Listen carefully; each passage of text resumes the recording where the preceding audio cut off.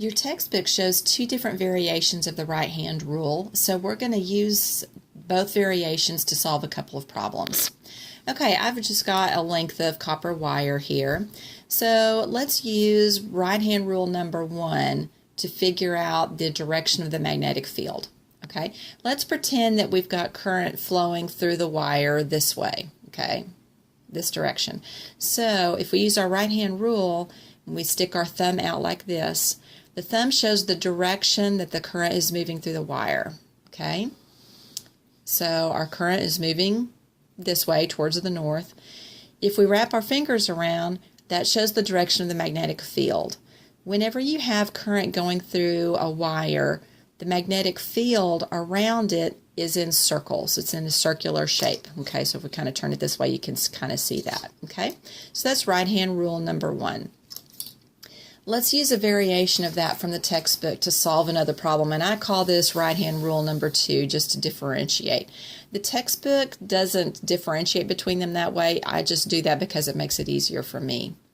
Okay, so we've got a picture of the globe here, and let's pretend that Fred here wants to go down to the Galapagos Islands to see the giant tortoises there.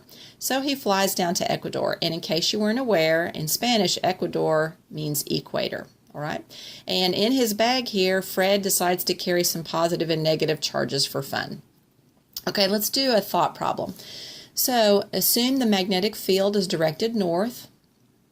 If Fred drops a proton, and remember protons are positively charged particles, at the equator and it falls because of gravity, in which direction will the magnetic force on the proton point? Okay, let's use right-hand rule number 2, okay? In this one, you still stretch out your right hand, but they represent different things.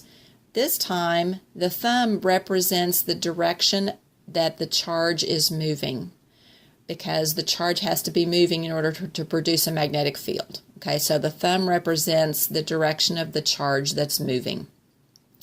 The tips of the fingers represent the direction of the magnetic field. The palm of the hand represents the direction of the magnetic force on the charge, okay? All right, so let's go back to our problem. Fred drops the proton, right? So if we use our right-hand rule, we're going to point it down. Our thumb is going to be pointing downward because that's the direction that the charge is moving. It's falling because of gravity, right?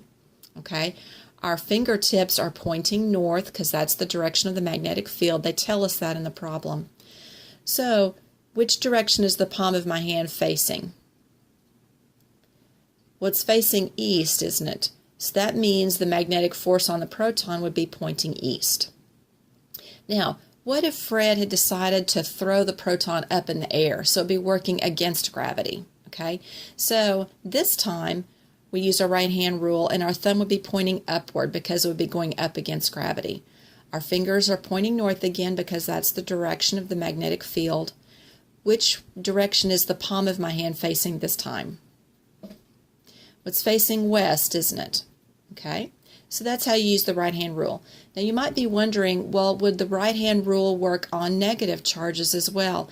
The answer is yes. The only difference is instead of the palm of the hand representing the direction of the magnetic force, it would be the back of the hand. Okay, so let's pretend that this time Fred decides to drop an electron or a negatively charged particle. Okay, so we use our thumb pointing downward. That's going to show the direction that the charge is moving. Our fingers are still pointing north. Which direction is the back of the hand facing? It's facing west, isn't it? Okay, so that's how you can use the right-hand rule. Now you might be thinking that I'm just showing you a problem like this to be a goofball, right?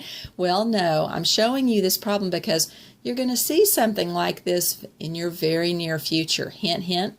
Okay, so just as a reminder, okay, right-hand rule number 1. When you've got a wire, the thumb shows the direction that the current is moving. The fingers show the direction of the magnetic field around the wire, and it's going to be in circles. Okay. Right-hand rule number 2. Okay.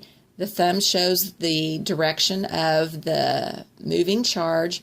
The fingers show the direction of the magnetic field, and the palm of the hand shows the direction of the magnetic force.